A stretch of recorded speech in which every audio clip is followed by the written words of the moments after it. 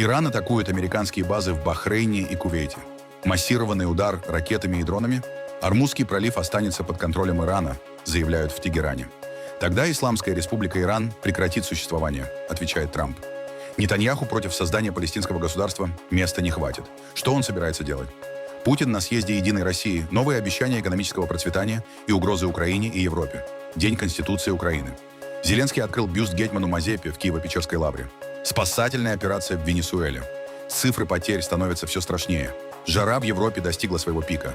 В Германии останавливаются железные дороги. Но марафонцы все равно бегут дистанцию. Позор Криштиану Роналду. Не забил ни одного гола Колумбии. Какая боль. 0-0. А теперь об этом подробно и по делу. Это один день. Подпишитесь, поставьте лайк этому видео и оставьте свой комментарий. Заранее спасибо и начинаем.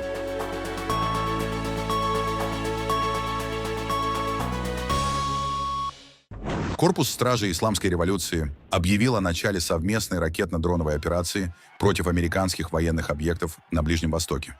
Иран заявил, что удары стали ответом на новые атаки США по его территории и нарушению режима прекращения огня, предусмотренного Исламабадским меморандумом.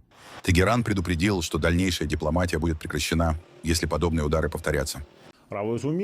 Служба связей с общественностью Корпуса стражей Исламской революции сообщила, что военно-морские и аэрокосмические силы дали жесткий ответ на недавнюю американскую агрессию. Ответ был нанесен в ходе совместной ракетно-дроновой операции. В заявлении КСИР говорится, что сегодня утром с применением баллистических ракет и беспилотников были поражены 8 важных объектов армии Америки, убивающей детей, расположенных на базе Али-Ас-Салем в Кувейте и в районе 5-го флота Шатырша в порту Мина-Салман в Бахрейне. Эти объекты были уничтожены. Так был дан жесткий ответ на агрессию. КСИР заявил, что агрессор нарушил договоренность, использовал как предлог предупреждения Ирана судну, нарушившему правила, и ранним утром атаковал 5 береговых постов Исламской республики. КСИР сообщил, что согласно Исламабадскому меморандуму о взаимопонимании, Иран отвечает за управление движением в Ормузском проливе. Отныне с судами-нарушителями будут обращаться еще жестче. КСИР предупредил, что на любую агрессию будет дан сокрушительный ответ, даже если целью станет менее значимый объект, как это было прошлой и этой ночью. КСИР заявил, что противник должен знать, нарушение режима прекращения огня противоречит пункту 1 Исламабадского меморандума о взаимопонимании и приведет к полной остановке всех дипломатических процессов. Командование военно-морских сил Корпуса стражей Исламской революции предупредило Америку: ваши базы в регионе испытают ад. По заявлению КСИР, целью стали авиабаза Али-Аль-Салем в Кувейте и штаб 5-го флота ВМС США в порту Салман в Бахрейне. Иран утверждает, что были применены баллистические ракеты и беспилотники, а 8 ключевых объектов американской инфраструктуры уничтожены.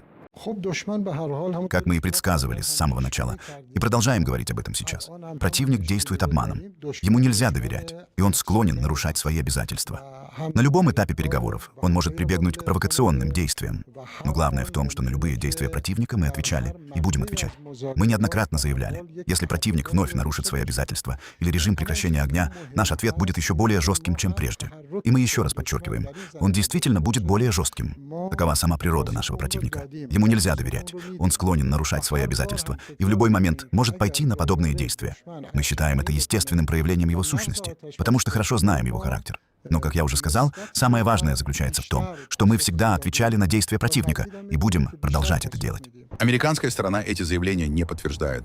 По данным Пентагона, погибших среди американских военнослужащих нет. Серьезного ущерба базам также не зафиксировано. Государства Персидского залива осудили удары как нарушение суверенитета и угрозу региональной безопасности. Кувейт сообщил, что силы ПВО перехватили несколько ракет и беспилотников. Бахрейн подтвердил атаку, включил сирены воздушной тревоги и призвал жителей укрыться. Власти страны заявили о повреждении жилого здания и обратились в Совет безопасности ООН с требованием привлечь Иран к ответственности. Министерство иностранных дел выразило самое решительное осуждение королевством Бахрейн новой иранской агрессии против его территории. В очередной раз она сопровождалась ударами нескольких баллистических ракет и беспилотников. Эта опасная эскалация демонстрирует, что действия Тегерана не являются ни единичным инцидентом, ни случайным эпизодом. Напротив, они представляют собой сознательную политику и систематическую практику повторяющейся агрессии против суверенитета королевства, а также безопасности его граждан и жителей. Королевство уже осудило предыдущую иранскую агрессию против своей территории в ранее опубликованном заявлении. напоминая о нарушении Тегераном своих обязательств и международной воли, выраженной в резолюции 2817 Совета Безопасности ООН. Повторение этой агрессии сегодня, в воскресенье, 28 июня 2026 года, подтверждает, что предупреждения королевства полностью оправдались, а иранский режим продолжает действовать прежним курсом, игнорируя международное осуждение и данные им обязательства. Однако повторение подобных атак не поставит мировое сообщество перед свершившимся фактом и не поколеблет решимость Бахрейна и стойкость его народа. Министерство считает, что повторение подобных действий лишает Иран любых оправданий и свидетельствует об их преднамеренном характере, поскольку новая агрессия произошла всего через день после того, как Тегеран подтвердил свои обязательства по Исламабадскому меморандуму о взаимопонимании, подписанному 17 июня 2026 года, предусматривающему окончательное прекращение военных операций и уважение суверенитета государств региона. Тем самым Иран единолично несет ответственность за нарушение своих обязательств и подрыв оставшихся перспектив деэскалации и региональной стабильности, подчеркивая, что продолжающееся игнорирование Тегераном воли международного сообщества требует решительной реакции. Министерство призывает Совет Безопасности ООН срочно созвать заседание и выполнить свои обязанности по обеспечению исполнения резолюции 2817, прекращению продолжающейся агрессии и привлечению виновной стороны к ответственности. Новая эскалация стала продолжением событий последних 2 суток. Поводом для американской операции стала атака иранского беспилотника на коммерческий танкер в Ормузском проливе. После этого Центральное командование США нанесло удары по объектам КСИР на юге Ирана. Были атакованы радиолокационные станции, средства связи, позиции ПВО, склады беспилотников, объекты военно-морской инфраструктуры и средства постановки морских мин, которые, по данным Вашингтона, использовались для контроля судоходства в Ормузском проливе. Напомним, после иранских ударов президент США Дональд Трамп вновь резко ужесточил риторику. Американская авиация только что нанесла удары по иранским объектам хранения ракет и беспилотников, а также по прибрежным радиолокационным станциям за очередное нарушение соглашения о прекращении огня. Вполне возможно, что они так никогда ничему и не научатся. Может наступить момент, когда мы больше не сможем проявлять сдержанность и будем вынуждены военным путем полностью завершить то, что мы очень успешно начали. Если это произойдет, Исламская Республика Иран перестанет существовать. Президент Дональд Джей Трамп. В Пентагоне заявили, что американские силы готовы к новым действиям для защиты судоходства и своих военных объектов в регионе. Глава МИД Ирана Аббас Аракчи заявил, что восстановление судоходства через Ормузский пролив до довоенного уровня зависит исключительно от Тегерана. Такое заявление он сделал в Багдаде после переговоров с министром иностранных дел Ирака Фуадом Хусейном. В соответствии с меморандумом о взаимопонимании, Ормузский пролив в течение 30 дней вернется к своей довоенной пропускной способности, под управлением, которое обеспечит Иран, после того, как Исламская Республика Иран устранит существующие препятствия. Эти меры уже принимаются и реализуются, и ответственность за них полностью лежит на Исламской Республике Иран. Ни одна другая структура или государство не несет никакой ответственности в этом вопросе в рамках меморандума о взаимопонимании, подписанного между Ираном и Соединенными Штатами.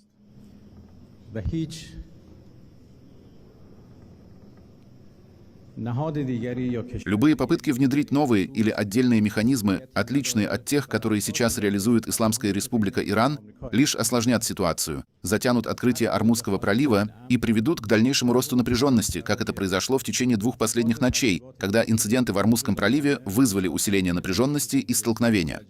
Я призываю все стороны не вмешиваться в управление Ормузским проливом и в меры, которые Исламская Республика Иран предпринимает для его открытия. Все должны соблюдать подписанный меморандум о взаимопонимании и не допустить срыва его выполнения. В соответствии с обязательствами, которые правительство США приняло на себя в меморандуме о взаимопонимании от своего имени и от имени сионистского режима, именно на Соединенных Штатах лежит ответственность за прекращение атак этого режима, обеспечение устойчивого прекращения войны и вывод войск с оккупированных территорий. Это также является одним из положений первой статьи меморандума о взаимопонимании.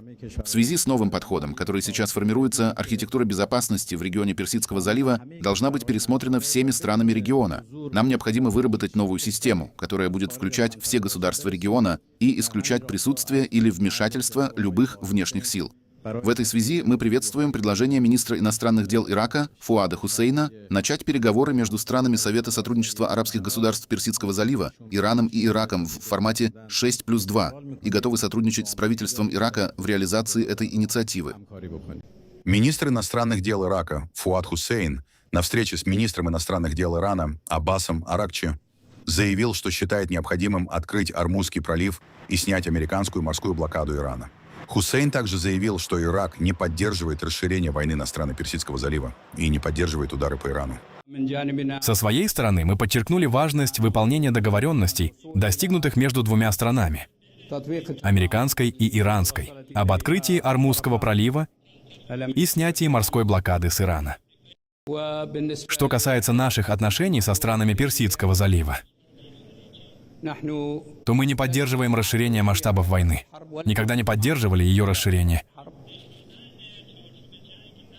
И также не поддерживали нападение на Иран.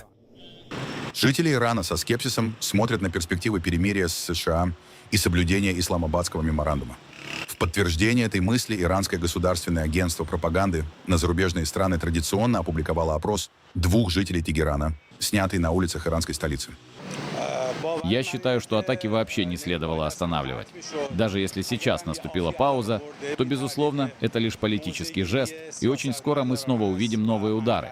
Их масштаб и интенсивность сейчас предсказать невозможно, но они, несомненно, продолжатся. Без всяких сомнений, правительство должно действовать сразу по 2 направлениям. Оно должно решительно продолжать как политическую линию, так и военные действия. На мой взгляд, оно именно так и поступает, и должно продолжать это делать. Да, я полностью согласен, потому что США ничего не соблюдают. Они продолжают наносить удары уже 2-ю ночь подряд. Мы и так уже слишком многое потеряли. Мы потеряли своего лидера. Я считаю, что Иран должен наносить удары по Израилю и противостоять Соединенным Штатам. Никакого соглашения с ними быть не может. Разоружение Ливана также наносит нам ущерб. Это может означать, что мы будем жить в условиях этой войны постоянно, что прекращение огня или чего-то подобного больше никогда не будет. На мой взгляд, ответные действия должны быть еще более жесткими, чем прежде. Они должны быть такими, чтобы преподать им урок и отбить у них желание вновь возвращаться и повторять то же самое. Премьер-министр Израиля Биньямин Нетаньяху заявил, что между Средиземным морем и рекой Иордан нет места для 2 государств. По его словам, за последние 3 года израильское общество окончательно отвернулось от идеи создания независимой Палестины. Еще один принцип правительства, широкого правительства национального единства, которое я намерен возглавить, заключается в том, что для 2 государств нет места. Между морем и рекой Иордан нет места для 2 государств. Теперь вы спросите меня. 3 года назад, до войны, общество по этому вопросу было разделено. Хотя я считаю, что большинство все же было против, значительная часть поддерживала эту идею. Думаю, сейчас это изменилось. Теперь это стало основой для общего согласия. Заявление прозвучало на фоне расширения израильских поселений на Западном берегу и усиления контроля над территориями с палестинским самоуправлением. Эти шаги, по оценке ООН и большинства западных союзников Израиля, подрывают перспективы реализации принципа 2 государств, который лежал в основе мирного процесса после соглашения в Осло 1993 года. Дональд Трамп лично проинспектировал ход реконструкции парка Лафайет напротив Белого дома. Как сообщили в Белом доме, он прошел через парк, чтобы оценить восстановительные работы, которые администрация рассчитывает завершить к празднованию 250-летия независимости США. Реконструкция включает восстановление исторических фонтанов, замену инженерных коммуникаций, благоустройство территории, новые газоны, скамейки и высадку деревьев. По данным The Washington Post, Трамп также предлагает высадить в парке 47 кленов, по числу своего президентского номера, как 47-го главы государства. При этом завершить работы к 4 июля, как ранее обещал Белый дом, уже не удастся. Открытие парка ожидается не раньше августа. А накануне в нескольких кварталах от Белого дома прошла акция Next 250. Ее участники обвинили администрацию Трампа в попытке представить отредактированную версию американской истории. Организаторы представили собственную декларацию взаимозависимости, заявив, что история страны должна включать опыт коренных народов, афроамериканцев, женщин и других ранее маргинализированных групп. В администрации Трампа, напротив, заявляют, что намерены сделать акцент на достижениях страны и национальном единстве. В Москве проходит съезд «Единой России», на котором партия утверждает кандидатов на сентябрьские выборы в Госдуму и фактически дает старт федеральной избирательной кампании. При этом кампания начинается в условиях высокой неопределенности. До сих пор не утверждены окончательная программа, федеральный список и многие ключевые установки для региональных штабов. Впрочем, выступивший на съезде Владимир Путин значительную часть речи посвятил войне с Украиной. Дорогие друзья, съезд «Единой России», нашей ведущей политической партии, проходит сложное, можно сказать, судьбоносное для страны время, в период коренной системной трансформации всего мира. Мы видим, что множатся региональные конфликты, возникают все новые искусственные препятствия для нормального, взаимовыгодного сотрудничества государств и народов. Это касается экономики, технологий, науки и даже культуры и спорта, в целом гуманитарного взаимодействия. При этом Россия испытывает грубое, можно сказать, без всякого преувеличения, беспрецедентное давление со стороны западных элит. Нанести нам стратегическое поражение, победить на поле боя не могут, пробуют раскачать политическую ситуацию, посеять внутреннюю смуту, тоже не получается. Вот продолжают поощрять киевский режим, который выбрали в качестве тарана в борьбе с Россией, не жалея украинский народ, который и режим-то отступает по всей линии боевого соприкосновения, и потому перешел к откровенно террористическим действиям. А как можно еще назвать целенаправленные удары по мирным жителям, по гражданским объектам и практически открытую вербовку внутри нашей страны отщепенцев для совершения диверсий и терактов? Запад всего этого предпочитает не замечать. Не замечает. И в то же самое время вводят именно против нас все новые, незаконные, подчеркну, санкции. Еще раз отмечу, Россия уверенно противостоит всем попыткам сдержать наше развитие. Сил и средств политической воли у нас достаточно, хватает. В этом ни у кого не должно быть сомнений.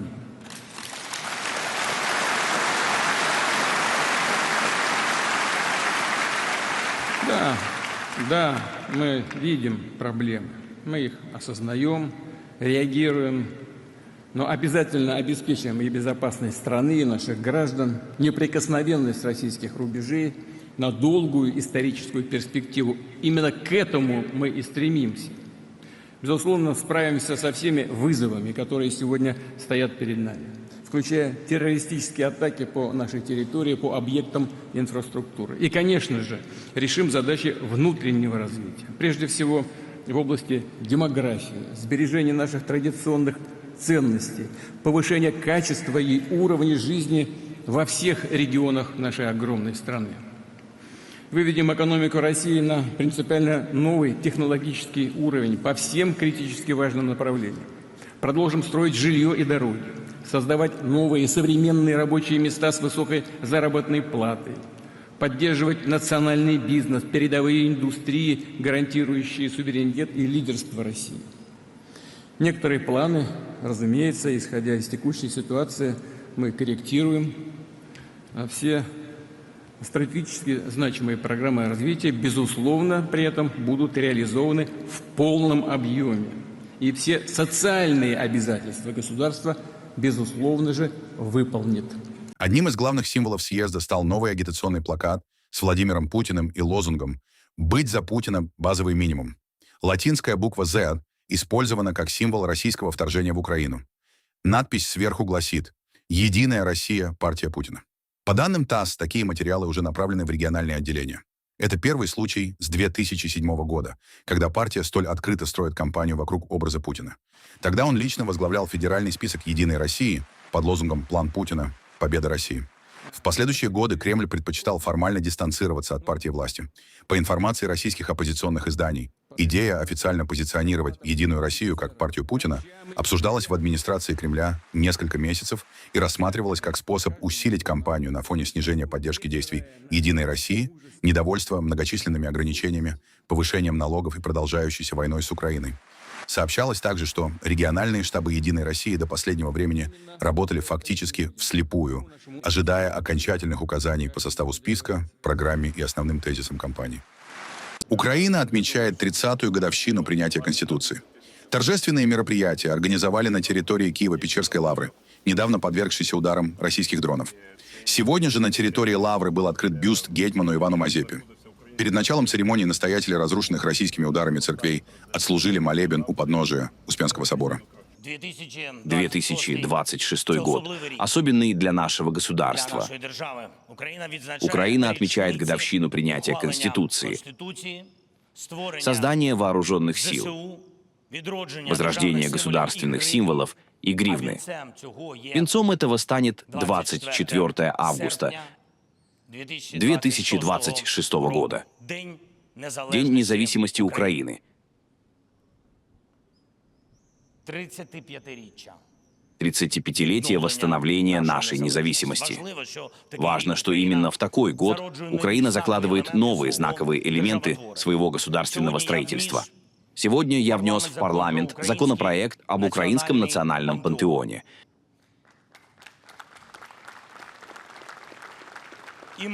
Имена всех героев, которые в разные века и эпохи боролись за Украину и вдохновляли Украину, будут объединены и навсегда вписаны в нашу историю, с большой буквы, с большим уважением и большим вниманием со стороны нашего государства. Украина, которая уважает себя, ценит своих и защищает свое. Это очень важно. Наше право быть украинцами. Когда никто и никогда не будет указывать нам, как жить, как говорить, кого любить, кому быть благодарными и каких героев чтить. Сегодня мы исправляем еще одну историческую несправедливость. Отныне здесь, в Киево-Печерской лавре, по праву будет установлен бюст великого украинца и покровителя лавры Ивана Мазепы.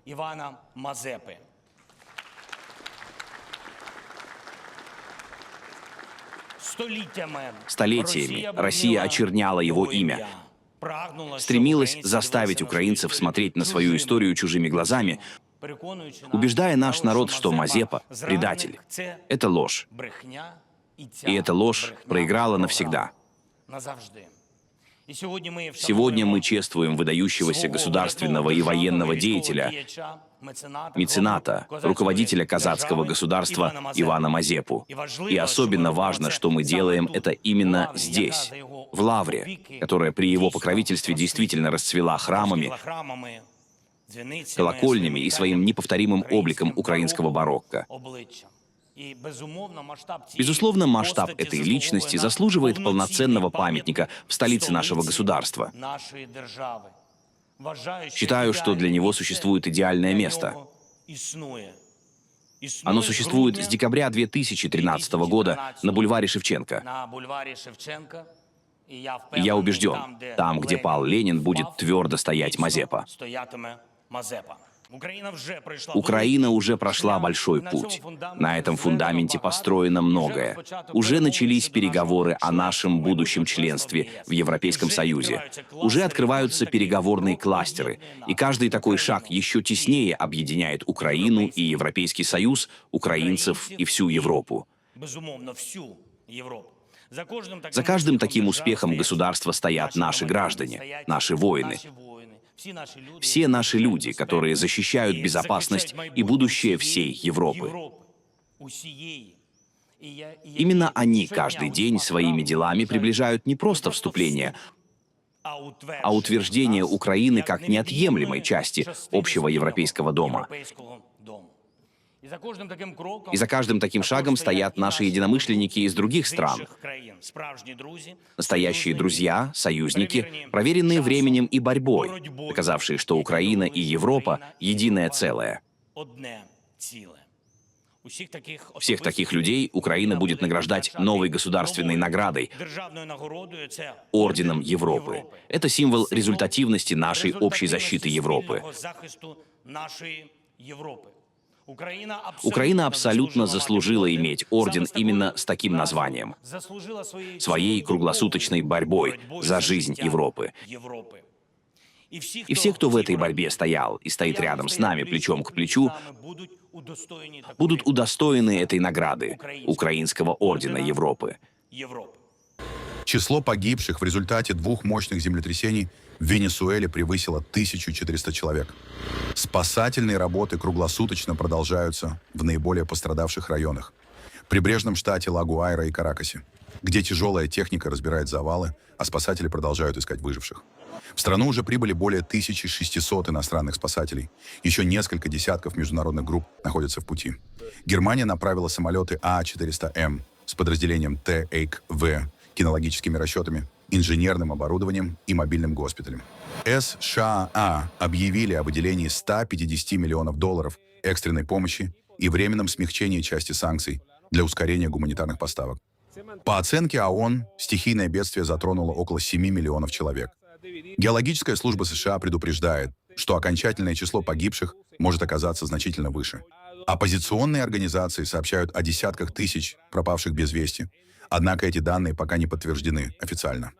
За несколько дней после землетрясений в регионе зарегистрированы сотни афтершоков.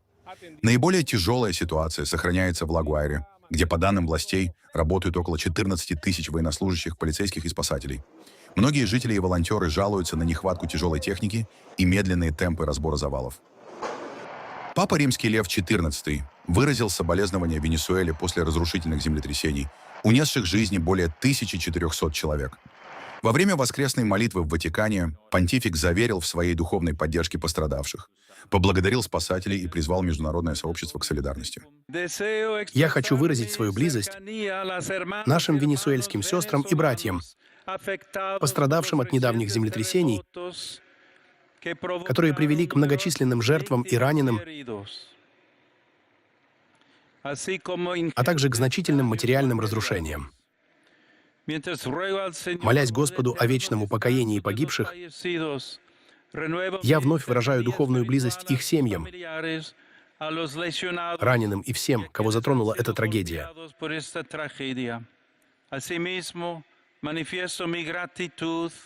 Кроме того, я выражаю благодарность и поддержку всем, кто с самоотдачей участвует в поисковых работах и оказании помощи.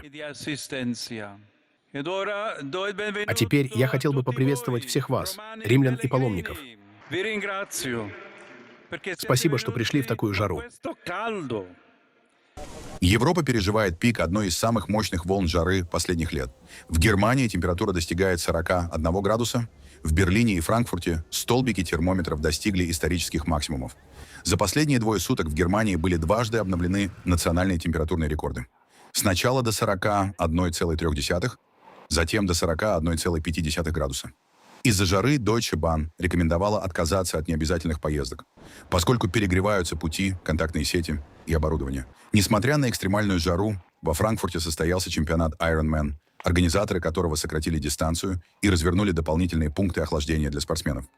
Экстремальная жара охватила большую часть Центральной и Восточной Европы. В Польше, Чехии и Словакии температура также превышает 40 градусов. Более 190 миллионов европейцев находятся в зоне температур выше 35 градусов. Во Франции жара уже привела примерно к 1000 избыточных смертей, главным образом среди пожилых людей. Власти многих стран открывают охлаждающие центры, ограничивают работу на открытом воздухе и усиливают предупреждения для населения. Причиной аномальной жары стал устойчивый атмосферный блок, удерживающий над Европой раскаленные воздушные массы и повышающий температуру до 18 градусов выше климатической нормы.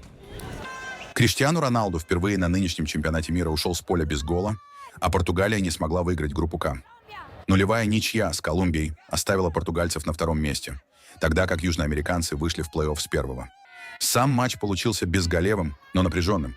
Единственный удар Роналду в створ пришелся со штрафного, а поздний гол Колумбии был отменен после проверки ВАР из-за минимального офсайда. После финального свистка тысячи колумбийских болельщиков устроили праздник у стадиона в Майами. Они скандировали «Колумбия», признавая, что команде не хватило только точности в завершении атак. Многие были уверены, что именно Колумбия заслуживала победы. Португальские же фанаты называли игру своей команды медленной и разочаровывающей, отмечая, что перед матчем с Хорватией поводов для оптимизма стало меньше.